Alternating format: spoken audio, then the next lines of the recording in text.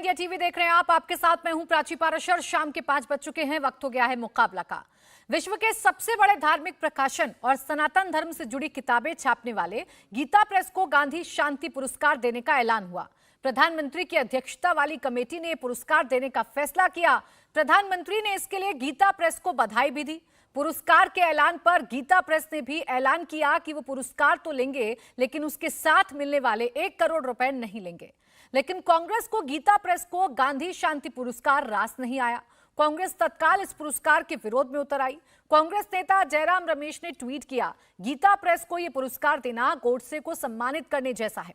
ये वही कांग्रेस है जो मध्य प्रदेश में प्रियंका गांधी से नर्मदा आरती कराती है, चौराहों पर बजरंग बली की गदा लगाती है, लेकिन जब 100 साल से हिंदू विचारों और इतिहास को लोगों के बीच पहुंचाने वाले ट्रस्ट को पुरस्कार दिया जाता है तो उस पर सवाल उठाती है, ऐतराज जताती है। अब सवाल यह है कि हिंदू धर्म पर कांग्रेस का रवैया दोहरा है या सिर्फ विरोध के नाम पर विरोध हो रहा है। इसी मुद्दे पर करेंगे आज की चर्चा। तमाम खास मेहमान हमारे साथ जुड़ेंगे। पहली रिपोर्ट देखिए।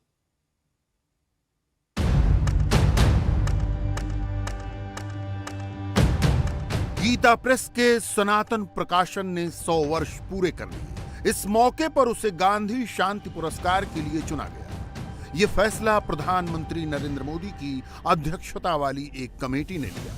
पुरस्कार की घोषणा के साथ प्रधानमंत्री ने गीता प्रेस को ट्वीट कर बधाई दी। मैं गीता प्रेस गोरखपुर को 2021 के गांधी शांति पुरस्कार के लिए मनोनीत होने पर शुभकामनाएं देता हूं। उन्होंने पिछले 100 सालों के दौरान सामाजिक और सांस्कृतिक क्षेत्र में बदलाव लाने के लिए लोगों के बीच सराहनीय काम किया है। मगर गांधी शांति पुरस्कार के ऐलान के 24 घंटे भी नहीं गुजरे थे, कांग्रेस के जयराम रमेश ने ट्वीट कर गीता प्रेस को पुरस्कार पर सवाल उठा दिए। सवाल ही नहीं उठाए, बल्कि वो सीमा लांघते नजर आए। 2021 के लिए गांधी शांति पुरस्कार गोरखपुर में गीता प्रेस को प्रदान किया गया है, जो इस साल अपनी शताब्दी मना रहा है। यह फैसला हकीकत में एक उपहास है और सावरकर और गोडसे को पुरस्कार देने जैसा है। जयराम रमेश एक किताब का हवाला देकर कहते हैं कि गीता प्रेस और महात्मा गांधी के संबंध कई मसलों पर तनावपूर्ण थे, लिहाजा गीता प्रेस को यह पुरस्कार देना उनकी नजर में गलत है। हमारे इतिहास को, हमारे पौराणिक कथाओं को, हमारे भगवानों को और हिंदू सनातनी विचारों को अगर 100 साल से निस्वार्थ भाव से अगर कोई ट्रस्ट चला रहा है वो गीता प्रेस है, और उसके बारे में कोई भी टिप्पणी करना, उसको सम्मान देना या गोडसे या सावरकर ऐसी सब शब्दों का प्रयोग करके ये लोग बताते हैं कि पाकिस्तानी वाली भाषा और इनकी तुष्टीकरण की राजनीति और एक धर्म को ये लोग आकर्षित करने के लिए ये सारे हथकंडे अपनाते हैं। और चूंकि चुनाव सर पे है तो इनके पास कुछ नहीं है। हालांकि खबर यह है कि गीता प्रेस ने यह सम्मान तो स्वीकार करने का फैसला किया है, मगर इसके साथ दी जाने वाली 1 करोड़ की धनराशि लेने से इनकार किया है। वैसे गीता प्रेस जिन आर्थिक हालात से गुजर रहा है उसके लिए ये धन काम का हो सकता था, मगर ये उसका नीतिगत फैसला है कि वो अपने प्रकाशन से ही धन जुटाता है। गीता प्रेस ने अब तक 14 भाषाओं में 41 करोड़ से ज्यादा पुस्तकों का प्रकाशन किया है। इनमें 16 करोड़ से ज्यादा अकेले श्रीमद् भगवत गीता की पुस्तकें शामिल हैं। इस संस्था ने संसाधन जुटाने के लिए कभी विज्ञापन नहीं दिया। उसके सारे प्रकाशन धार्मिक और नैतिक शिक्षा से ही जुड़े हैं, लिहाजा संस्थान समाज के सामने कथनी और करनी में फर्क नहीं रखना चाहता।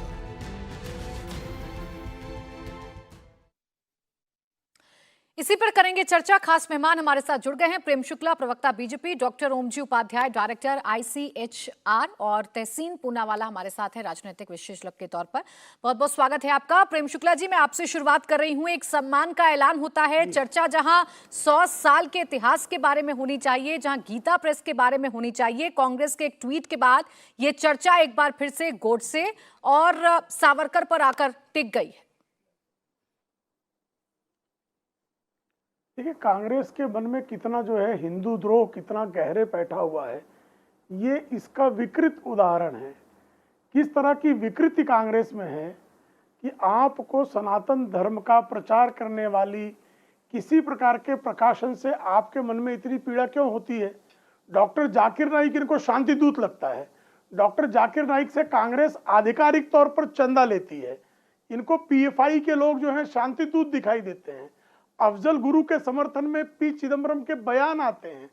अफजल गुरु को फांसी पर नहीं लटकाना चाहिए था, ये कांग्रेस के तमाम नेताओं की राय रहती है। ये याकूब मेमन के समर्थन में खड़े हो जाते हैं। लेकिन अगर इस देश में विश्व शांति का प्रचार करने वाले, वसुधैव कुटुंबकम का प्रचार करने वाले, भारतीय सांस्कृतिक वांग्मय का प्रचार करने वाले गीता प्रेस में इनको गोडसे नजर आता है, कांग्रेस और कितना गर्त में गिरेगी भाई। आप बीच बीच में तो पाखंड करते हैं कि हम जो हैं हिंदू हैं, हम सनातन को में विश्वास रखते हैं, प्रभु रामचंद्र जी अकेले भारतीय जनता पार्टी और राष्ट्रीय स्वयंसेवक संघ के थोड़े हैं, मां नर्मदा की आप आरती, भले आरती करने आपको ना आता हो, शीतलीकरण की प्रक्रिया ना ज्ञात हो, आरती का भी आप अपमान कर दें, लेकिन आप जो पाखंड करते हैं वो पाखंड आप जयराम रमेश जैसे लोगों की इस तरह की हरकतों से उस पाखंड का बुरका भी टराटर फट जाता है। आप गीता प्रेस की कौन सा प्रकाशन है जिसको आप गोडसे से जोड़ सकते हैं जी। गीता प्रेस का ऐसा कौन सा प्रकाशन है जिसके कारण आपको विश्व शांति में बाधा आती है? आप बताइए ना। शिवराज पाटिल को गीता में जिहाद दिखाई देता है और इनको गीता प्रेस में गोडसे दिखाई देता है। बड़ा विचित्र मामला है कि जिन महात्मा गांधी को गीता में शांति दिखाई देती है, जिन लोकमान्य तिलक को गीता में स्वराज का संदेश दिखाई देता है, उसी गीता में जिहाद दिखाई देता है शिवराज पाटिल को। और उस जिस गीता प्रेस को डॉक्टर संपूर्णानंद जी ने हमेशा प्रसारित करने का काम किया, जिस गीता प्रेस के हनुमान प्रसाद पोद्दार जी के समर्थन में गोविंद वल्लभ पंत स्वयं खड़े हो गए, जो पहले मुख्यमंत्री संयुक्त प्रांत और कालांतर में उत्तर प्रदेश के हुए, जिन गोविंद वल्लभ पंत ने जो है भारत रत्न देने का ऑफर किया हनुमान प्रसाद पोद्दार जी को और उन्होंने विनम्रता पूर्वक उसको नकार दिया, उस गीता प्रेस में आज राहुल गांधी के युग में जयराम रमेश को गोडसे दिखाई दे रहा है। इनको जल थल नभ सब जगह गोडसे ही दिखाई देता है। ठीक है, इतना गोडसेवादी हो गए हैं कांग्रेस। ये सवाल क्यों खड़ा किया, इस सवाल पर अब कांग्रेस की क्या प्रतिक्रिया है, कांग्रेस का स्टैंड क्या है, ये भी अभी बड़ा भिन्न नजर आ रहा है, क्योंकि कांग्रेस का कोई भी बड़ा नेता या कोई भी आधिकारिक प्रवक्ता इस पर अभी कुछ बोलने के लिए तैयार नहीं है, जो ट्वीट आज जयराम रमेश की तरफ से किया गया है। लेकिन तहसीन पूनावाला जी, चूंकि आप कांग्रेस को भी समझते हैं, आप कांग्रेस की बात भी रखते हैं, कांग्रेस ने ये कदम क्यों उठाया आप ये समझा भी सकते हैं। ऐसा क्यों हो रहा है? बीते कई दिनों से हम देख रहे हैं बाकायदा एक ट्रेल सी चल गई है। क्या सिर्फ विरोध करने के लिए विरोध करना है या किसी मामले की गंभीरता को भी समझना है? अगर गीता प्रेस को मिल रहा है पुरस्कार तो इस पर आपत्ति क्या? फिर क्यों गोडसे और सावरकर की बहस छिड़ने पर आमदा हो गई है कांग्रेस? आरोप बीजेपी पर लगाते हैं इस बात का। राजीव जी, आपके शो में मैं शिरकत कर रहा हूं, इसलिए मैं आपका बहुत बहुत शुक्रगुजार हूं और आपसे कुछ हद तक मैं बिल्कुल इत्तेफाक रखता हूं, मैं उस पर आऊंगा। लेकिन एक दो टेक्निकल बातें मैं बता दूं। अफजल गुरु को अगर किसी ने फांसी की सजा दी, जब माननीय सुप्रीम कोर्ट ने उनको फांसी की सजा सुनाई, वो कांग्रेस की सरकार थी। तो ये कहना कि कांग्रेस ने उसे सेलिब्रेट किया, ये गलत है, झूठे। नेशनल टेलीविजन पर मैं इस पे सख्त रूप से ऑब्जेक्शन देता हूं। दूसरी चीज, जो गीता प्रेस के बारे में कहा गया, सबसे पहले कांग्रेस ने गीता प्रेस को का सम्मान किया। सबसे पहले कांग्रेस ने उसके लिए स्टैंप निकाले। कांग्रेस की सरकार थी, भाजपा ने कुछ नहीं किया आज तक। कांग्रेस ने उनके लिए स्टैंप निकाला। जो उन्होंने हमारे हिंदू धर्म, हिंदू संस्कृति के लिए किया है, वो तारीफ काबिल है। तो कांग्रेस ने उनके लिए स्टैंप निकाला, उनका आदर किया। लेकिन इस गांधी पुरस्कार, एक टेक्निकल विषय, उसको लेकर क्यों जयराम ऑब्जेक्शन ले रहे? वो इसलिए है कि गीता प्रेस के जो दो फाउंडर्स थे, हनुमान प्रसाद पोद्दार जी और जयदलाल गोयनका जी, ये अरेस्ट हुए थे गांधी के असैसिनेशन में। मान लो प्राची जी, मैं आपके शो में मुझे शिरकत करने का मौका मिला, लेकिन वही मैं ट्विटर पे आके आपके बारे में गलत शब्दों का प्रयोग करूं तो ये नहीं होता है। तो उसने गांधी पुरस्कार नहीं, वरना उनकी तारीफ, उनको पुरस्कार, उनको सम्मान है तो कांग्रेस ने किया था। भाजपा ने क्या की? जो गांधी पुरस्कार कांग्रेस ने शुरू किया वही दे रही है। भाजपा ने ओरिजिनल क्या किया? भाजपा ने कुछ किसी के लिए नहीं किया। जी, जब आप सम्मान कर रहे थे तो उस वक्त भी फिर ये बातें, उस वक्त भी आपको ये बातें ध्यान रखनी चाहिए थी ना, जो दो बातें आप मेंशन कर रहे हैं। प्राची जी, मैं बहुत अहम बात कह रहा हूं, मेरा फ्लो टूट जाएगा। उल्टा भाजपा ने क्या किया, मैं आपको, हाँ, मैं उल्टा भाजपा ने क्या किया। नरेश अग्रवाल साहब ने पार्लियामेंट के अंदर जो शब्दों का प्रयोग भगवान श्री राम, भगवान विष्णु, भगवान शिव के लिए किया, अरुण जेटली जी, स्वर्गवासी अरुण जेटली जी कहे इस आदमी को अरेस्ट करना चाहिए, उसको प्रेम शुक्ला जी की पार्टी ने भाजपा में सम्मानित मेंबर मिला है। जो महेश शर्मा जी ने पार्लियामेंट के अंदर कहा मां सीता का कोई सबूत नहीं है, वो आज भी मेंबर ऑफ पार्लियामेंट है, उनको दोबारा से टिकट रिपीट किया, उनको प्रमोशन दिया। ये भाजपा का चाल चेहरा और चरित्र है, ऐसा कोई सगा नहीं जिसको भाजपा ने ठगा नहीं। लेकिन मैं एक अहम बात कहना चाहता हूं, अपनी बात समाप्त करना चाहता हूं, मैं आपसे बिल्कुल इत्तेफाक रखता हूं। प्राची जी, 3 हिंदी हार्टलैंड स्टेट में चुनाव आ रहे हैं, मैं आपसे बिल्कुल इत्तेफाक रखता हूं। काहे इस डिबेट में कांग्रेस गिर रही है? कांग्रेस कर्नाटका जीती है, कांग्रेस एक बड़ा चीज ला रही। कल सारा दिन मीडिया और सोशल मीडिया मणिपुर पर चल रहा था, सारा दिन। ठीक। आप ही सेल्फ गोल मार रहे हैं, मत जाओ इन मुद्दों पर, मत खेलो, क्योंकि इन मुद्दों पर भाजपा को फायदा होता है। मैं कांग्रेस को हृदय से ये हिदायत दे रहा हूं, क्यों इन मुद्दों पर जा रही है कांग्रेस? आप भी हिदायत दे रहे हैं और अब तो ऐसा लग रहा है कि कांग्रेस को भी ये लग रहा है कि ऐसा तो नहीं कि गलत तीर उन्होंने छोड़ दिया है अपने धनुष बाण से, इसलिए इस पर कोई कुछ बोलने को भी तैयार नहीं है। प्रेम शुक्ला जी काउंटर कर रहे हैं, फिर उसके बाद बाकी मेहमानों के पास। प्रेम शुक्ला जी, बाकी सब में गट्स नहीं है मेरी तरह बोलने को। अभी इन्होंने कहा कांग्रेस कि कांग्रेस पार्टी अफजल गुरु के बारे में उसकी राय जो है वो अलग। मैं पी चिदम्बरम का बयान दिखा रहा हूं। पी चिदम्बरम जो गृह मंत्री हुआ करते थे, उन पी चिदम्बरम ने, कांग्रेस के कार्यकाल के गृह मंत्री पी चिदम्बरम ये कहते हैं कि अफजल गुरु को फांसी की सजा देना गलत था। पी चिदम्बरम कांग्रेस के बड़े नेता हैं कि तहसीन पूनावाला बड़े नेता हैं? और पी चिदम्बरम के बयान को हम क्या माने? ये मैं इकोनॉमिक टाइम्स आपको दिखा रहा हूं 2015 का। और पी चिदम्बरम जो गृह मंत्री उस समय थे, अगर पी चिदम्बरम ये कहेंगे कि अफजल गुरु का रोल पार्लियामेंट के अटैक में डाउटफुल था, इसलिए उसको जो है फांसी पर लटकाना ये गलत निर्णय था। जिस सर्वोच्च न्यायालय ने उसको अफजल गुरु को फांसी पर लटकाने को कहा, जिस कैबिनेट ने उसकी दया याचिका को खारिज किया, उस कैबिनेट के सदस्य थे श्रीमान पी चिदम्बरम। उसके बाद पी चिदम्बरम जब इस तरह की बातें करते हैं तो इसे कांग्रेस की बात माना जाए या ना माना जाए कि पी चिदम्बरम कुछ नहीं लगते हैं, क्योंकि वड्रा परिवार के दामाद कह रहे हैं, तो दामाद जी जो हैं वो बहुत बड़े प्रवक्ता हो गए, चिदम्बरम जी कोई नहीं हुए, ये माना जाए क्या?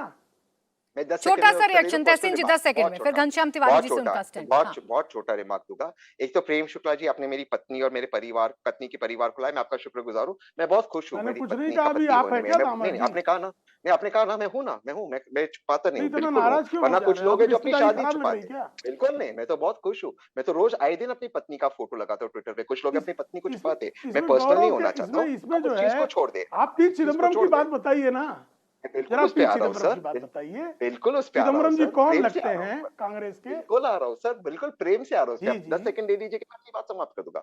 बिल्कुल सही कहा प्रेम भाई ने, बिल्कुल सही कहा। कांग्रेस में लोकतांत्रिक एक प्रक्रिया है, कैबिनेट में कुछ लोगों ने अपोज किया लेगा, लेकिन मनमोहन सिंह जी और सोनिया कैबिनेट में विरोध नहीं करना, बाद में विरोध करना। 10 सेकंड प्राची जी, मेरा समय है, 10 सेकंड मांगा मैंने आपसे, मैं बीच में नहीं बोला। 10 सेकंड प्रेम शुक्ला जी, उनको बस कंप्लीट करने दीजिए जल्दी से तहसीन जी। 10 सेकंड। चिदम्बरम जी मूल फांसी की सजा के खिलाफ है, मूल एक हैंगिंग के खिलाफ, लेकिन सोनिया जी और मनमोहन सिंह जी का फैसला था सुप्रीम कोर्ट का ऑर्डर करना, और उसे और अफजल गुरु को फांसी की सजा मिली जो सुप्रीम कोर्ट का निर्णय था। किसी को ऑब्जेक्शन हो सकता है, उसे निर्णय नहीं बदला उसे, और अगर कोई कुछ कहता है उनकी व्यक्तिगत राय है। पूनावाला का एक और झूठ की राय क्या थी? तहसीन पूनावाला का एक और झूठ। क्या झूठ सर, क्या झूठ? ये झूठ है कि पी चिदम्बरम जो फांसी का विरोध नहीं कर रहे थे। पी चिदम्बरम ने ये कहा, अब मुझे उत्तर देने का अवसर देंगे प्राची जी? बिल्कुल बिल्कुल, प्रेम जी बोलिए, प्लीज बोलिए, प्लीज बोलिए। पी चिदम्बरम ने ये कहा कि पार्लियामेंट अटैक में अफजल गुरु की भूमिका संदिग्ध थी, उसकी भूमिका स्पष्ट नहीं थी, इसलिए उसको फांसी नहीं देना चाहिए। वो मृत्यु दंड की सजा के विरोधी हैं ऐसा नहीं कहा उन्होंने। उन्होंने कहा कि अफजल गुरु का संलिप्तता उस कांड में या संदिग्ध, यानी सुप्रीम कोर्ट ने गलत किया, यानी सुप्रीम कोर्ट का जो निर्णय लेने की, यानी ट्रायल कोर्ट ने उसको फांसी की सजा दी, सुप्रीम कोर्ट ने कंफर्म। चलिए लौटकर गीता प्रेस पर आ जाते हैं, लेकिन तहसीन पूनावाला जी, इस बात से तो इनकार नहीं किया जा सकता कि पी चिदम्बरम बड़े लीडर हैं, फैसला किसी का भी माना जाए। उनकी जब ये राय सामने आएगी तो सवाल खड़े होंगे, जैसे कि अब जयराम रमेश के ट्वीट पर सवाल खड़े हो रहे हैं। घनश्याम तिवारी, लेकिन उसका ये मतलब नहीं मैं उनसे इत्तेफाक रखता हूँ। मैं ओम जी उपाध्याय आपके पास आ रही हूँ, उससे पहले एक कमेंट बस घनश्याम तिवारी जी आपका ले रही हूँ। आपकी पार्टी का क्या स्टैंड है अगर केंद्र सरकार की तरफ से ये फैसला लिया गया है कि गांधी शांति पुरस्कार आधार मिल रहा है गीता प्रेस को, तो समाजवादी पार्टी से कैसे देख रही है? पहले आप अपना स्टैंड क्लियर करिए सर। नमस्कार प्राची जी, आपको, दर्शकों को और को पैनलिस्ट को। सबसे पहले तो मैं आज के दिन, आज से 3 साल पहले आज ही के दिन देश के साथ एक विभत्स झूठ देश के प्रधानमंत्री ने बोला था, जिसने आज के दिन को काला दिन बना दिया है कि सीमा पर कोई नहीं आया था, कोई घुसा नहीं था, किसी ने कोई चौकी पे कब्जा नहीं किया है। ऐसे हमारे 20 जवान शहीद हुए थे। जो सरकार ऐसे घिनौने झूठ बोल सकती है, उस सरकार को इस तरीके का मुद्दा देना एक गलत राजनीतिक स्टैंड है, मुझे लगता है। तो पहली बात कि जिस समय मणिपुर जल रहा है, भारतीय जनता पार्टी जो है समस्त पार्टी रावण और दुर्योधन दुशासन की पार्टी के रूप में दिखाई दे रही है। ब्रजभूषण से लेकर के बाबू बजरंगी से लेकर के बिल्किस बानो के रेपिस्ट तक। जिस समय गलवान के बहादुरों को याद किया जाना चाहिए, प्रधानमंत्री के झूठ के ऊपर उनका जवाब लेना चाहिए, इस तरह का एक मुद्दा जो कि भारतीय जनता पार्टी को पुनः अपने धर्म की राजनीति से लोगों को गुमराह करने का अवसर देता है, मुझे लगता है वो देश के मुख्य मुद्दे को गुमराह कर देता है। मैं क्यों कहता हूं, और भारतीय जनता पार्टी को इससे खुश होना चाहिए। भारतीय जनता पार्टी सुबह शाम सावरकर को भगवान मानती है, गोडसे को भगवान मानती है, और ये क्या इधर उधर आतंकवादी और इधर उधर बात कर रहे थे। साध्वी प्रज्ञा कौन सा IIT में पास होकर के आई थी और उनके पास मेडल है, या ओलंपिक मेडल जीत के आई थी, या फिर ब्रजभूषण के पास कौन सा ओलंपिक मेडल है। तो भारतीय जनता पार्टी को ये सब नकली राष्ट्रवाद, जो हमारे जवानों को जहाज नहीं दे पाए, जो गलवान में हमारे शहीदों को सम्मान नहीं दे पाए। घनश्याम जी, बीच में आपको इसलिए टोक रही हूँ कि इन टॉपिक्स पर हम रोज चर्चा करते हैं। मैं आपसे बस आपका ये स्टैंड जान रही थी कि गीता प्रेस को जो ये सम्मान दिया जा रहा है, ये ठीक है या नहीं, आप इसके साथ हैं या नहीं, कि आपकी भी राय कांग्रेस जैसी है? मैंने सिर्फ इतना कहा कि इस जो भारतीय जनता पार्टी सम्मान दे रही है वो उनकी आइडियोलॉजी के अनुसार है। ऐसे समय में अगर कांग्रेस पार्टी इस तरह के मुद्दों को सामने लाती है तो वो अवसर देती है। आइडियोलॉजी कैसे घनश्याम तिवारी जी? गीता प्रेस कौन सी आइडियोलॉजी? तिवारी ने कौन जिस सी तरह के अपशब्दों का भाजपा के संदर्भ में प्रयोग बता रहा हूं, पहले वो आपत्तिजनक नहीं ना आपकी दृष्टि में? अब मैं इनको लुक्खा, लंपट, चिरकुट, चोरकट कहूंगा तो आप आपत्ति नहीं करेंगे? एक सेकंड घनश्याम सुन लीजिए, क्या लैंग्वेज? प्रेम शुक्ला जी अपने क्या भाषा इन्होंने बोली, किस तरह से भाजपा के बारे में भाषा बोली? इनको मैं चोरकट कहूँ, चिरकुट कहूँ, लंपट कहूँ, लुक्खा कहूँ, लफुआ कहूँ, इस तरह की भाषा का प्रयोग शुरू होगा आपके चैनल पे? इस तरह की भाषा का प्रयोग होगा? आदिवासी आदमी की भाषा, दाऊद इब्राहिम से चंदा लेने वाले, आतंकवादियों को छोड़ने वाले, तालिबान के तलवे चाटने वाले, बलात्कारियों को निर्दोष बताने वाले, आप भाषा सिखाएंगे? लुक्खे आपकी तरह के लंपट जो है। बस एक बार स्टैंड आने देते हैं घनश्याम तिवारी जी का कि वो आपके साथ है कि नहीं, चूंकि विपक्ष आपके फैसलों पर सवाल उठाता है। प्रेम शुक्ला जी, आप कोई भी फैसला नहीं, विपक्ष आपके साथ नहीं होता। घनश्याम तिवारी जी की पार्टी साथ है या नहीं, बस ये आने देते, उसके बाद फिर आप चर्चा कर लेते हैं। घनश्याम तिवारी जी, हाँ ना में जवाब दीजिए, फैसला सही या गलत? गालियां दी उन्होंने भाजपा को और आप शांत रही। क्या कहा प्रेम शुक्ला जी? प्रेम शुक्ला जी क्या कहा उन्होंने? कह रहे हैं, बलात्कारी कह रहे हैं, तो ऐसे लंपटों को, लुक्कों को, लफुओं को, लुच्चों को मैं इस तरह की भाषा का प्रयोग क्यों न करूं? इस लुच्चे को मैं लुच्चा क्यों न कहूं? प्रेम शुक्ला जी, इस लुच्चे को, इसकी लुच्चाई को प्रेम शुक्ला जी, क्यों न रखा जाए? प्रेम शुक्ला जी, हो सकता है मुझसे मिस हो गया होगा, हो सकता है मैंने वो शब्द नहीं सुना, लेकिन घनश्याम तिवारी जी बात ब्रजभूषण की कर रहे थे, मैं क्लियर कर देती हूँ। एक सेकेंड प्रेम शुक्ला जी, बहुत स्तर नीचे चला जाएगा, मैं क्लियर कर देती हूँ सर। मैंने ब्रजभूषण का नाम सुना था, भारतीय जनता पार्टी को लेकर ये कुछ बोल रहे थे, ये मैंने नहीं सुना था।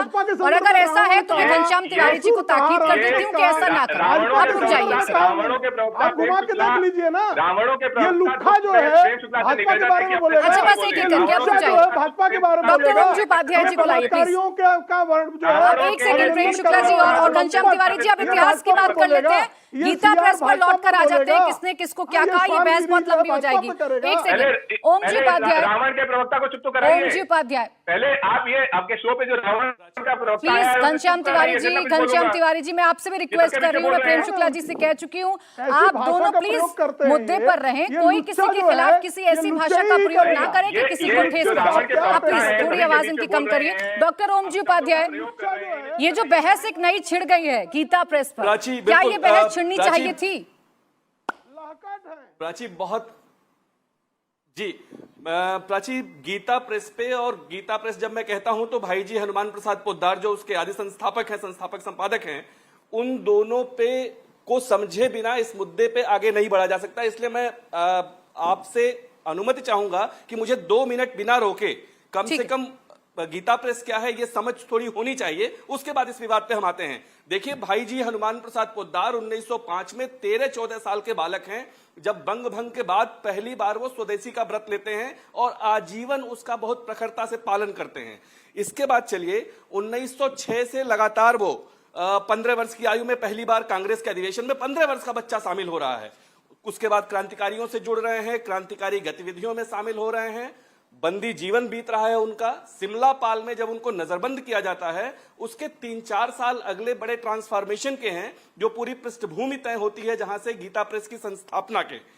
एक बात और मैं बताऊं, गांधी जी से उनके जिस तरह के रिश्ते हैं, वो रिश्ते की शुरुआत हो रही है 1915 में।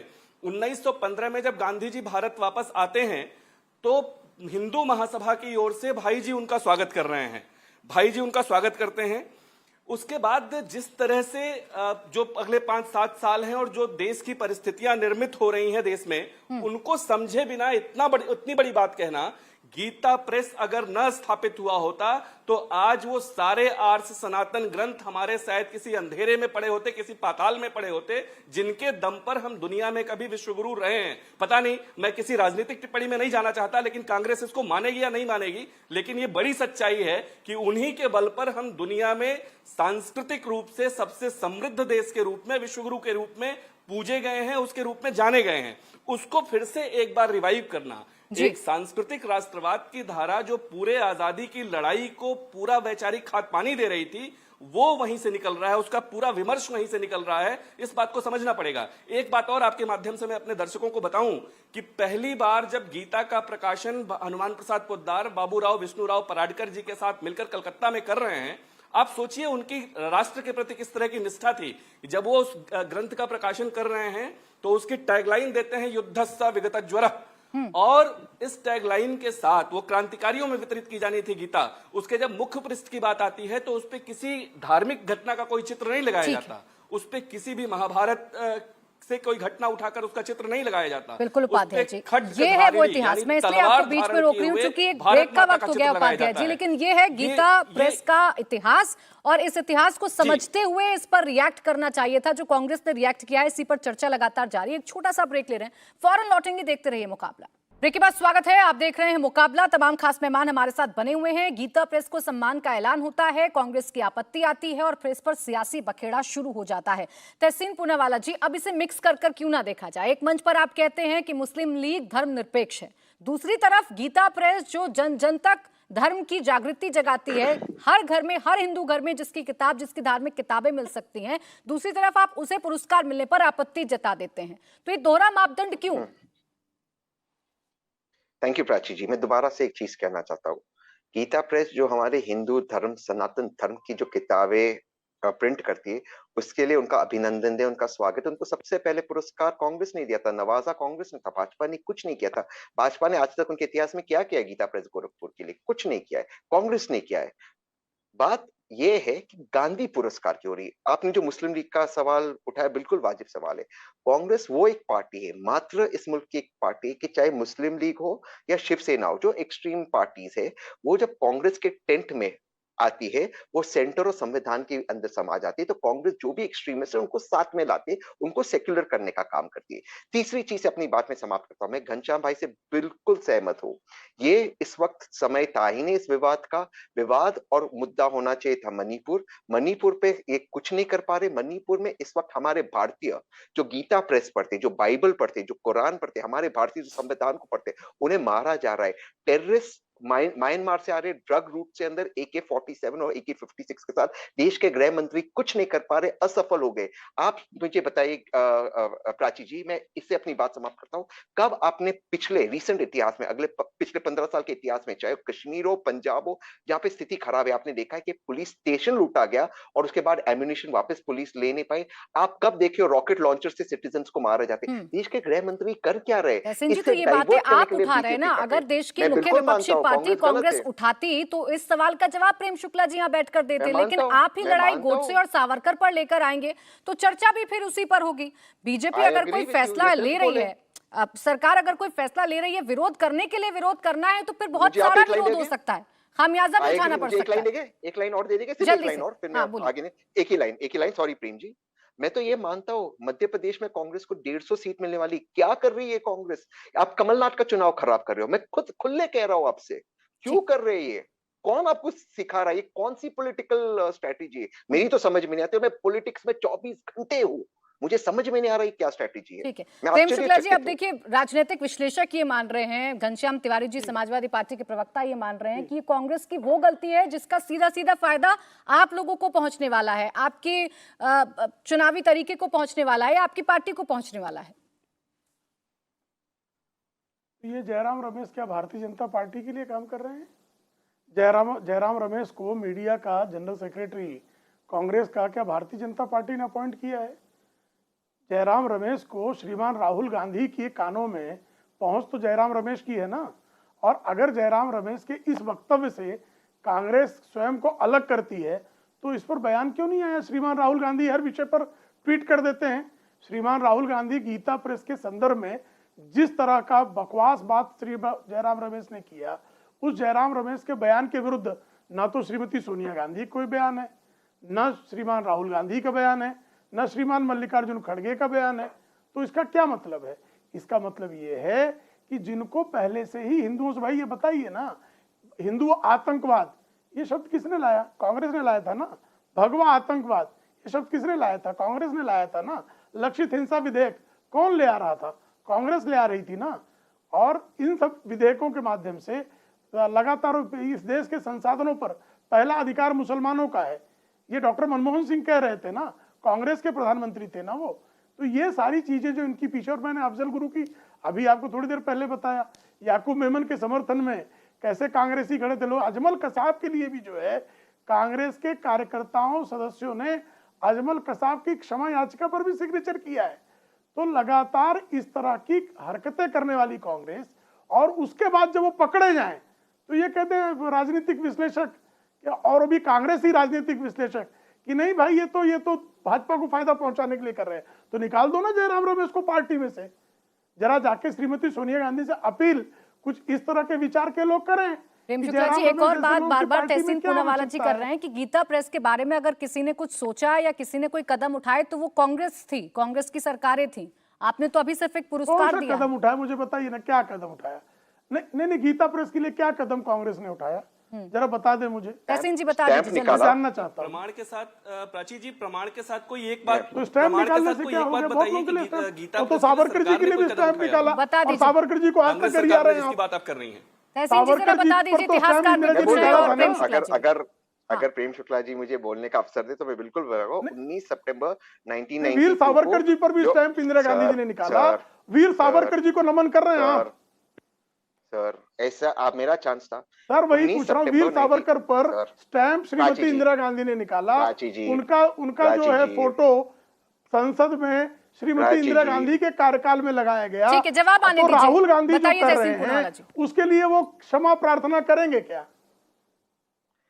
हनुमान प्रसाद पोद्दार जी को सम्मानित करने के लिए 19 सितंबर 1992 के कांग्रेस के उस वक्त की वर्तमान केंद्र की सरकार ने स्टैंप निकाला, उनको सम्मानित किया।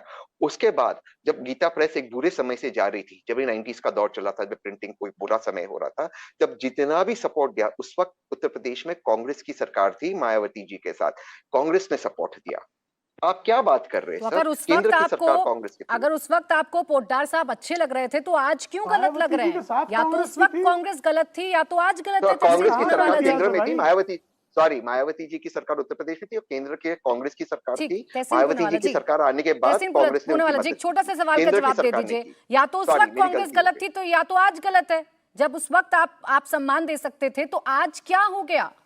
आज भी कांग्रेस सम्मान दे रही है। सिर्फ गांधी पुरस्कार को लेकर एक टेक्निकल विषय है कि जो लोग अरेस्ट हुए थे गांधी जी के कत्ल में, उनसे आप गांधी पुरस्कार नवाज रहे हो। मैं सिंपल चीज कह रहा हूँ प्राची जी, अगर मैं आपको आकर बुरी चीज कहूँ तो फिर मैं आपके शो में नहीं आ सकता हूँ ना। वो एक टेक्निकल चीज है, इसमें कोई व्यक्तिगत नहीं, एक टेक्निकल चीज। चलिए, इस टेक्निकल चीज को उपाध्याय जी एक बार आप समझा दीजिए, फिर आ रही हूँ तिवारी जी आपके पास। ये टेक्निकल चीज जो बार बार तहसीन पूनावाला जी कह रहे हैं, ये जस्टिफाई है?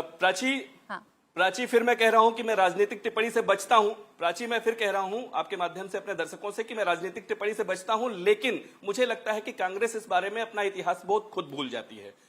गांधी जी से शुरू कर रहा हूं मैं।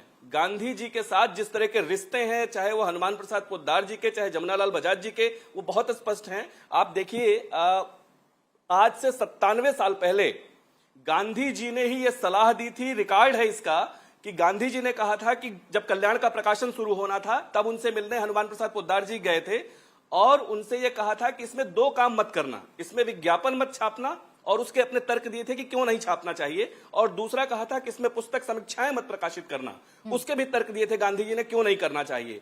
आज 97 साल हो गया, आज भी इस नीति से कल्याण हटा नहीं है, सारे संकटों के बावजूद, जिसकी अभी चर्चा सब लोग कर रहे हैं कि बहुत सारे संकट हैं। आज भी अगर वो ये दोनों काम शुरू कर दें तो शायद परिस्थितियां बहुत बदल सकती हैं, पहली बात। दूसरी बात, आप देखिए कि जो दावा हो रहा है कि कांग्रेस ने बहुत कुछ किया या किसी भी पार्टी ने, आज भाजपा का भी 1 करोड़ रुपए उन्होंने स्वीकार नहीं किया है। आज केवल यह कहा है कि गांधी शांति पुरस्कार हमको चाहिए, उससे मिलने वाली धनराशि हमको नहीं चाहिए। जो गीता प्रेस है, देखिए मैं सौभाग्य से उसी शहर से हूं, उसी नगर से हूं, और बहुत ठीक तरीके से चीजों को ऑब्जर्व करता रहा हूं, मैं उसको समझने का प्रयास करता रहा हूं। इसलिए मैं बहुत श्योर हूं कि उसके जो ट्रस्टी हैं वो इस तरीके से उनसे जुड़े हुए हैं और इतने सक्षम लोग हैं कि उसमें से कोई भी एक भी ठान देगा तो गीता प्रेस बिना किसी बाहरी सहयोग के वो चला लेगा। लेकिन कभी भी उनको इस तरह की धनराशि चाहिए भी नहीं, और जितना बड़ा काम वो कर रहे हैं नो प्रॉफिट नो लॉस पे, आप उसको देखिए, दुनिया में अपनी तरह का अनूठा उदाहरण है, उस पे प्रश्न चिन्ह लगाना। गांधी जी पे भी लगातार पत्राचार है, मेरे पास ये जो पत्रों में समय और संस्कृति है, ये देखिए, इसमें उठा के आप देखिए गांधी जी के साथ जिस तरह का पत्राचार है, जितनी आत्मीयता से गांधी जी और हनुमान प्रसाद पोद्दार जी पत्राचार कर रहे हैं, आपको लगेगा कि कितनी बकवास हम लोग चर्चा कर रहे हैं इस समय। इसके अलावा जो किताब, प्राची, मैं आपके माध्यम से फिर, ये एक किताब आधार बनी, कुछ वर्ष पहले आई।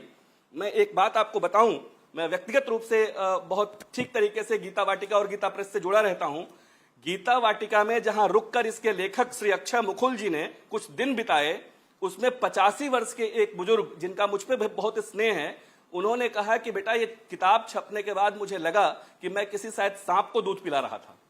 ये जो नैरेटिव यहां दिया गया है, इतना फॉल्ट नैरेटिव है, जिसको आधार बनाकर आज ये बात कही जा रही है। इसके पीछे केवल आप 4 लोगों के जो इंडोर्समेंट हैं वो पढ़ेंगे ना, तो आपको किसी को भी बहुत सहज तरीके से ज्ञात हो जाएगा कि ये किताब किस भावना से लिखी गई है और क्या इसके पीछे का मंतव्य है, क्या इसके पीछे की मंशा है। ठीक है, डैमेज करना छोड़िए, अनावश्यक तरीके से एक ऐसी संस्था जो सनातन, ठीक है उपाध्याय जी, आपकी बात बिल्कुल क्लियर आ गई, आपने इतिहास की जानकारी भी दे दी। अब तिवारी जी, बारी आप लोगों की है इस पर अपना स्टैंड क्लियर करने की और ये बताने की। आपने पहले सवाल के जवाब में कहा था कि ये भाजपा की आइडियोलॉजी से मेल खाती हुई घटना है या ये फैसला है, इसमें आइडियोलॉजी कहां से आ गई? कोई संस्था है, कोई प्रेस है, किताबें छापती है, इसमें प्रेम शुक्ला जी की क्या आइडियोलॉजी हो गई?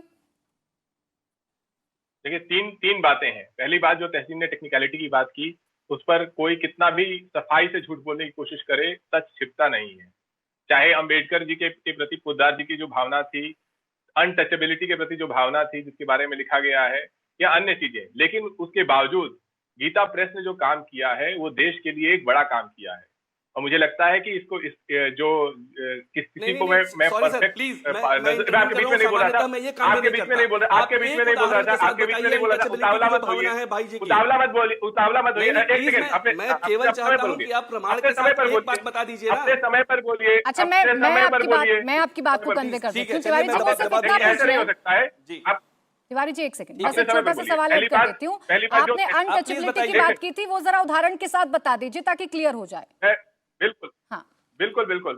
जो उदाहरण है, the gospel according to Poddar, ये 9 सितंबर 2015 का लेख है, ओपन मैगजीन में जो छपा हुआ है, जिसमें पोद्दार जी के अम्बेडकर जी के प्रति जो व्यूज थे, अनटचेबिलिटी के व्यूज थे, उसके बारे में लिखा हुआ है। लेकिन वो मुझे लगता है कि वो एक छोटी बात है। बड़ी बात यह है कि गीता प्रेस ने घर घर तक सनातन धर्म की शाखाओं को मजबूत किया है, और इसीलिए अगर सरकार ने उस पुरस्कार के लिए चुना है, वो बात ठीक है। लेकिन ये भी उतना ही सत्य है कि महात्मा गांधी के खिलाफ काम करने के और उनके असैसिनेशन में भावना रखने के लिए उनके ऊपर आरोप लगे थे, ये भी उतना ही सच है इसलिए गांधी पीस प्राइज पे एक टेक्निकलिटी है।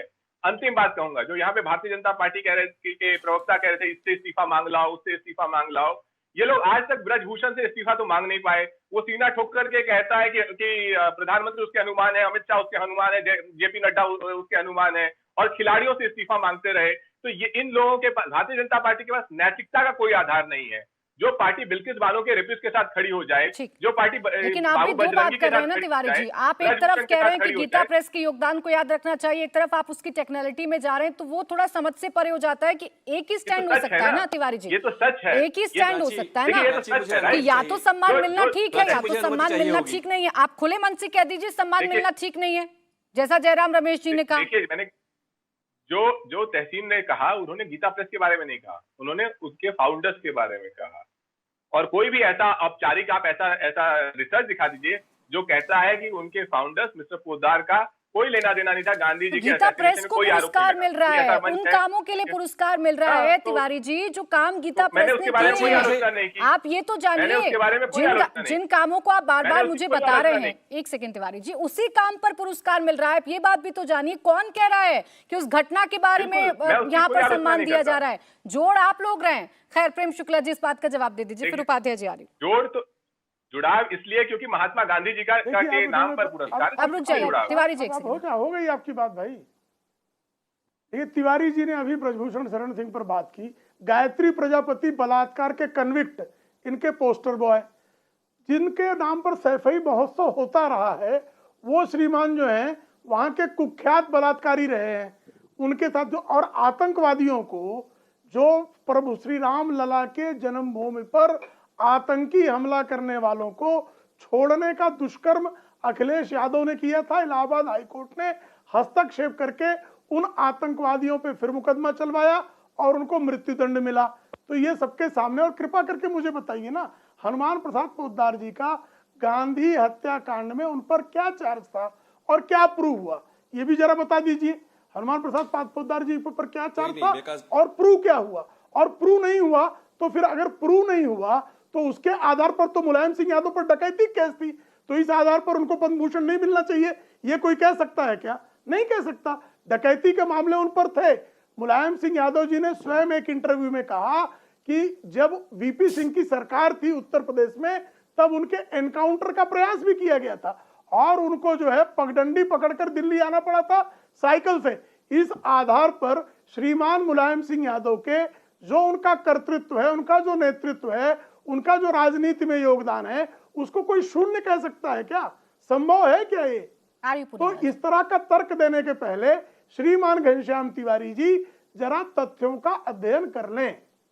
ठीक है, 10 सेकंड में घनश्याम तिवारी जी इसका काउंटर कर दीजिए। क्या किसी के गिरफ्तार हो जाने भर से सम्मान मिलने का योग्य नहीं रहता? वो शुरुआती जो उन्होंने जैसे ऐसा लगा जैसे उनकी दुखती रग पे हाथ रख दिया। ब्रजभूषण जी के बारे में बोलने से प्रेम शुक्ला भारतीय जनता पार्टी के दुखती रग पे हाथ रख दिया। ब्रजभूषण के बारे में बोला मैंने।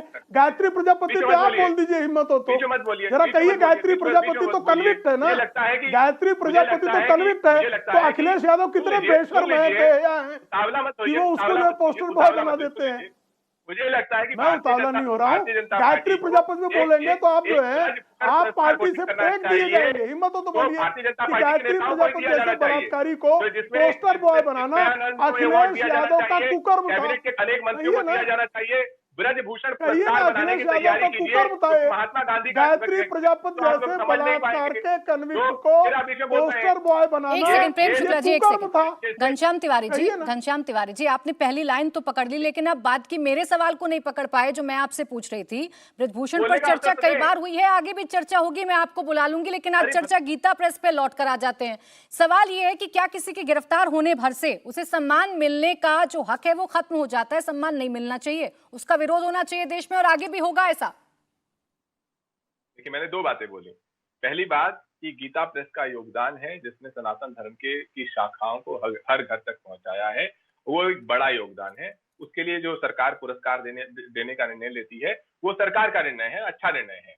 लेकिन जहां तक आपने बोला कि किसी के ऊपर आरोप होने से, सावरकर जी के ऊपर आरोप था महात्मा गांधी जी के ऐसे। महात्मा गांधी देश के राष्ट्रपिता थे, एक विचारधारा, उससे पनपे हुए लोगों ने उनको सरेआम गोली मार दी जब वो हे राम कहते हुए मरे। और उन लोगों का महिमा मंडन 70 साल 75 साल बाद भारतीय जनता पार्टी करती है, उनकी पूजा करती है, इनकी चले तो उनके मंदिर बना दे, चाहे वो गोडसे हो, सावरकर हो या कोई भी हो।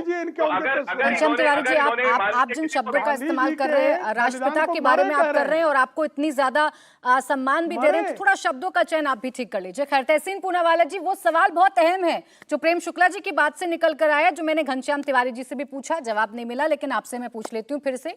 कोई गिरफ्तार हो गया तो गिरफ्तार होने भर से क्या उसका ये हक खत्म हो जाता है कि उसने बाकी जो योगदान दिया है उसके ऊपर उसे कोई सम्मान ना मिले? बिल्कुल नहीं, मिलना चाहिए। लेकिन आप, क्योंकि उदाहरण माननीय मुलायम सिंह यादव जी का दिया गया था, माननीय मुलायम सिंह यादव को कोई पुलिस अवार्ड नहीं मिला, उनको पद्मश्री मिला। कहने का अर्थ ये है कि गांधी अवार्ड छोड़ते आप कुछ और दे देते, कौन मना कर रहा है? तो कांग्रेस ने अवार्ड दिया था। बाकी समाजवादी पार्टी की जब सरकार थी, कांग्रेस की जब केंद्र में सरकार थी, इन्होंने मदद की थी। मैं कुछ और बात कहना चाहता हूँ। दो चीज कहा गया, क्योंकि उपाध्याय जी आए, मैं उनका बहुत सम्मान करता हूँ। उपाध्याय जी, इंटरप्ट मत करना, आप सवाल लिख लीजिए। क्या 1949 में जो गीता प्रेस के फाउंडर्स है, मैं गीता प्रेस के बारे में बात नहीं कर रहा हूँ, और जो कल्याण उनकी जो फ्लैगशिप मंथली है, उन्होंने पूरा बाबा साहेब आम्बेडकर जी के खिलाफ पूरा उन्होंने एक वो नहीं चालू किया था मुहिम, जो हिंदू कोड बिल के खिलाफ था। पूरी मुहिम है, उसके सारे प्रिंटेड पेपर्स है, चाहे तो अगर 1 घंटा का टाइम हो मैं सारा पढ़कर बता दूं। दूसरी चीज, आप प्लीज मुझे आज इस चैनल पे एक्सपोज कर दीजिए, फेब्रुवरी और मार्च 1949 के कल्याण की जो पेपर्स है, क्योंकि बापू का असैसिनेशन हो गया था उस वक्त, वो शहीद हो गए थे। बापू के बारे में कुछ कल्याण में छपा था फेब्रुवरी और मार्च में? कुछ नहीं छपा था। यहाँ पे एडिशंस ऑनलाइन है मेरे पास। तीसरी चीज, क्या दयाल गोयनका जी ने ये बात कही थी या नहीं कही थी? प्राची जी, आपको सुनकर शायद आप हैरान हो गए, नहीं मैं नहीं जानता हूँ। एक महिला, मैं इसका हिंदू में अनुवाद कर रहा हूँ, एक महिला को अपने पिताजी के साथ रहना चाहिए जब तक उसकी शादी नहीं हो, उसके बाद उसको अपने पति के साथ रहना चाहिए, और अगर पति मर जाता है तो उनको रहना चाहिए उनके बेटे या किसी और मेल रिलेटिव के साथ। वो अकेली नहीं रह सकती किसी भी कीमत पर। क्या ये बात कही थी या नहीं? मैं उनको वर्बैटिम कोट कर रहा हूँ, ये इंग्लिश का कोट है, हिंदी में उसका अनुवाद कर रहा हूँ। मैं यही कह रहा हूँ, कोई व्यक्तिगत वो नहीं, जो उन्होंने हमारे सनातन धर्म के लिए किया उसके लिए उनका अभिनंदन है। लेकिन इन चीजों पर एक विवाद होता है, क्योंकि गांधी एक ब्रिज बनाते, गांधी अवार्ड नहीं, आप कोई और अवार्ड देते, पद्मश्री दे देते उनको, कौन मना कर रहा है? दे देते पद्मश्री। लेकिन गांधी के नाम पे जो ब्रिज बन रहा है, एक ब्रिज बनाने वाले का अवार्ड, मैं इस बात पे थोड़ी कंट्रोवर्शियल बातें कर रहा हूँ, बाकी कुछ नहीं। लेकिन शांति भी तो जुड़ा हुआ है ना, एक सेकंड, शांति भी तो जुड़ा हुआ है। गीता प्रेस की जितनी किताबें थी, महिलाओं को अधिकार है गीता प्रेस की जो धार्मिक जितनी भी किताबें थी, प्राची जी, आप एक महिला हो, मैं आपका बहुत सम्मान करता हूँ, आपको अधिकार है अकेला रहने का, या आपको आपके पति या पिताजी के साथ ही रहना चाहिए? आप जो ये बातें कह रहे हैं तहसीन पूनावाला जी, अगर ऐसा है तो ये बातें गलत हैं, अगर ऐसा है तो ये बातें गलत है। लेकिन मैं कह रही हूँ कि जब शांति की बात जहाँ पर हो रही है, तो धार्मिक किताबों का भी जिक्र कर लीजिए जो गीता प्रेस की तरफ से प्रकाशित हुई। आप उपाध्याय जी जवाब दे दीजिए। जी, मैं वैसे तो मेरा क्रम मैं दूसरे तरीके से चाहता था, लेकिन सबसे पहले इसी बात पे करूं कि ये जो लाइन अभी कही, ये मनुस्मृति का श्लोक है भाई। पिता रक्षति कौमारे भर्ता रक्षति यौवने रक्षयन्ति स्थविराः पुत्रा न स्त्री स्वातंत्रम अर्हति। इसके बड़े सारे इसके मायने निकाले जाते हैं कि पिता रक्षति कौमारे, कुमारी अवस्था में पिता की रक्षा में, पिता के संरक्षण में रहना चाहिए। भर्ता रक्षति यौवने, जब उसका विवाह हो जाता है, युवावस्था में कन्या जाती है, तो उसको पति के संरक्षण में रहना चाहिए। ये मनुस्मृति की का श्लोक है जिसकी व्याख्या का कोट वो कर रहे हैं। ये कहीं से भी भाई जी की या हनुमान प्रसाद पोद्दार जी की लाइन नहीं है। एक बात। दूसरी बात, मुझे थोड़ा समय दीजिएगा क्योंकि इसमें अनैतिहासिक या बिना आधार के कुछ बातें हो रही हैं। मैं देखिए जो भी बोलूंगा मैं वेरिफिएबल फैक्ट्स बोलूंगा, उसे प्राथमिक स्रोतों से किसी भी लेवल पे प्रमाणित करने की स्थिति में बोलूंगा कि ये उसका प्राइमरी सोर्स है साहब। इस लिहाज से बोलूंगा। गांधी जी जब कल्याण की शुरुआत हो रही है, फिर मैं कह रहा हूं वहीं अपनी बात छोड़ी थी मैंने, गांधी जी उसके पहले अंक के लेखक हैं। वर्ष 1 अंक 1, दूसरे वर्ष का जो पहला अंक प्रकाशित होता है नाम महिमा पर, अगर मैं भूल नहीं रहा हूं तो उसमें भी गांधी जी का नाम महिमा महात्म्य पे लेख है। लगातार लेख हैं उनके साथ भाई जी के पत्राचार हैं। एक बात। दूसरी बात देखिए, हनुमान प्रसाद पोद्दार जी जैसे लोग किसी तरह की रूढ़िवादिता को बढ़ावा देने वाले लोग नहीं थे। धर्म के आधार पर सारी रूढ़ियों को तोड़ने का साहस रखने वाले लोग थे। उन्होंने कभी भी जो बात हुई कि साहब अनटचेबिलिटी पे मुझे एक उनका लेख बताइए जो अनटचेबिलिटी के पक्ष में उन्होंने लिखा हो। उन्होंने जीवन भर उसका प्रतिकार किया है, उनके दर्जनों लेख हैं इस पे। इसके अलावा भाई जी या हनुमान प्रसाद पोद्दार ऐसे व्यक्ति हैं जो एक साथ गांधी जी, मालवीय जी, पुरुषोत्तम दास टंडन, बाल गंगाधर तिलक, लाला लाजपत राय, सरदार पटेल, विनोबा भावे, वीर सावरकर, महर्षि अरविंद घोष, बिपिन चंद्र पाल सबके साथ संपर्क में हैं। और यहां तक कहा जाता था कि चाहे वो कांग्रेसी हो, सोशलिस्ट हो, इंडिकेटी, सिंडिकेटी, नरम गरम, सबके बीच वो सेतु का काम कर रहे हैं। इसलिए उनके व्यक्तित्व पर इस तरह का प्रश्न उठाना और अक्षय मुकुल के इस काम के आधार पर यह बहुत अजीब सी बात है। मुझे लगता नहीं कि इसको स्वीकार किया जाना चाहिए। हाँ, दो चीजों पे उन्होंने विरोध किया है, कांग्रेस की नीतियों का, या अगर जरूरत पड़ी तो गांधी जी का भी। 1921 के बाद से जब वो कांग्रेस के लगातार अधिवेशनों में है हनुमान प्रसाद पोद्दार जी भी, लेकिन 21 के बाद जब अपने को काटते हैं, अलग करते हैं, तो एक तो धर्म के मुद्दे पे उनकी असहमति है कई सारे मुद्दों पे। दूसरी जो असहमति बन रही है प्राची, इसको बहुत ध्यान से मैं अपने दर्शकों से चाहूंगा कि वो सुने कि क्यों असहमति बनती है। फरवरी 1946 में नोआखाली के दंगे होते हैं। उन दंगों के बाद कल्याण के अंकों को आप पढ़िए। मैंने वो सारे अंक लगभग पढ़े हैं, देखे हैं, उनको समझने की कोशिश की है। नोआखाली के दंगों से विभाजन तक वो लगातार विभाजन के गुनहगारों पर मुखर तरीके से एक धार्मिक और आध्यात्मिक पत्रिका निकालते हुए भी बहुत मुखर तरीके से बोल रहे हैं। और वहां अगर जरूरत पड़ रही है कि गांधी जी के किसी स्टैंड को वो ठीक ना समझें, तो वहां उनका भी विरोध कर रहे हैं। जैसे जुलाई 1947 का अंक जो है, आजादी और विभाजन के ठीक पहले का अंक, उसमें वो कहते हैं कि गांधी जी की सारी बातें परस्पर विरोधी हैं। प्रमाण के साथ वो लेख है उनका, और कहते हैं कि कांग्रेस एक छोटा सा रिएक्शन तहसीन जी का लूंगी मैं, ये उन्होंने कहा है। इसके आधार पर उनको बोलिए तहसीन पूनावाला जी। जी, उपाध्याय जी ने बहुत सारी मन की बात की। मैं फिर वही कह रहा हूं कि उपाध्याय जी मेरा चांस है, प्लीज। अगर आपने बहुत सारी मन की बात की, लेकिन काम की बात का आपने दोनों सवालों का जवाब नहीं दिया। बहुत संक्षेप में पूछता हूँ, क्या मैंने एक भी मन की बात नहीं कही है पूनावाला जी। आपका स्वागत है, कभी भी आप मुझसे आकर मिलकर ये सारे प्रमाण मुझसे प्राप्त कर सकते हैं। जी, मैं राष्ट्रीय मीडिया पर एक बड़े चैनल के माध्यम से आपसे ये बात कह रहा हूँ, बहुत बड़ी विनम्रता के साथ कह रहा हूँ। नहीं सर, मैं भी अपनी बात करता हूं विनम्रता से। Thank you sir. आपसे मैंने दो सवाल पूछे, बहुत स्पेसिफिक सवाल। 1949 में हिंदू कोड बिल, जो अंबेडकर साहब जी का फ्लैगशिप बिल था, इसका विरोध कल्याण ने किया या नहीं? और दूसरी चीज, प्लीज आप मुझे प्रमाण के साथ आज एक्सपोज कीजिए।